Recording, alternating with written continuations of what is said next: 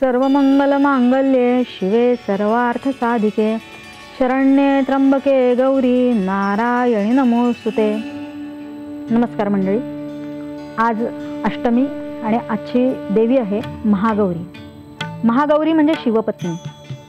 तपश्चर्येनंतर तिने शिवाला प्राप्त केलं, त्याच्यामुळे तपश्चर्येनंतर ती कृश झाली होती।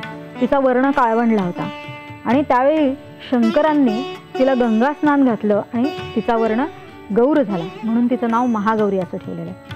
ही महागौरी आहे चतुर्भुज। तिच्या एका हातात डमरू आहे, एका हातात त्रिशूळ आहे, एका हाताची अभयमुद्रा आहे आणि एका हाताची वरमुद्रा आहे। हिचं वाहन आहे गाय आणि हिला नैवेद्य दाखवायचा नारळाचा। हिची उपासना केल्याचं फल जे सांगितलंय, फलप्राप्ती काय होते तर क्रोधमुक्ती आणि शांती ही फळ आहे। बघा, आजच्या काळामध्ये क्रोध, मुक्ती आणि शांती याला किती महत्त्व आहे।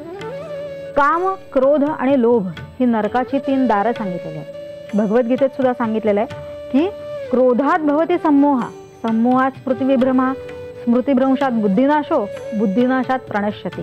म्हणजे क्रोध जो निर्माण होतो तो नाशापर्यंत आपल्याला नेतो आणि म्हणून त्याच्यावर विजय मिळणं ही अत्यंत आवश्यक गोष्ट आहे। मंडळी, आपल्या सगळ्या देवता ज्या आहेत ना त्या अत्यंत शांतताप्रिय आहेत। आपण उत्सवांमध्ये आपल्या देवतांना बोलवतो, आवाहन करतो, त्यांची प्राणप्रतिष्ठापना करतो आणि त्यांना शांतता तेवढी काही लाभू देत नाही। मग आपण असं कसं काय मानतो की आपण प्राणप्रतिष्ठा केल्यानंतर जर आपण त्या देवीसमोर किंवा त्या गणपतीसमोर जर दंगा करत असू तर तरी सुद्धा ती देवता तिथे राहील, निवास करेल?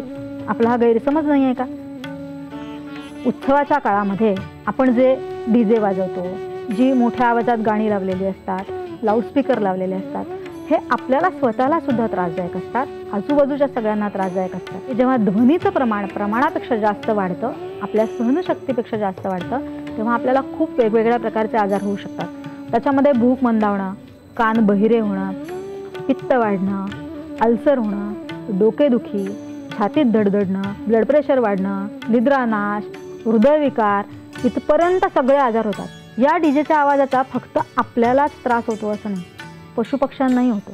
छोटे छोटे पक्षी याच्यात मरतात, कीटकही याच्यात मरतात। आपण आधीच्या भागात बघितलेलं आहे की अभय मिळवणं हा आपला हक्क आहे आणि सर्व प्राणीमात्रांना आपल्याकडून अभय मिळवून देणं, आपल्यापासून अभय असणं हे आपलं कर्तव्य आहे। आपल्या आजच्या उत्सवांच्या अशा स्वरूपाने, रात्रीच्या जागरणाने जर आपला युवक हा युवा अवस्थेतच जर म्हातारा होत असेल किंवा युवा अवस्थेतच त्याचं आयुष्य अल्पायुषीत जर तो ठरत असेल आणि आपली बालपिढी ही सुद्धा युवा होण्याच्या आधीच म्हातारी व्हायला लागली तर ते आपल्या देशाला न परवडणार आहे। आणि त्याच्यामुळे आपण शांतता आणि क्रोधमुक्ती हा आपला महत्त्वाचा अजेंडा ठेवूया यावेळच्या उत्सवाच्या वेळेला। आणि मला खात्री आहे की ही शांतता महागौरी देवी आपल्याला देईल आणि आपल्या क्रोधापासून आपल्याला मुक्त करेल। धन्यवाद।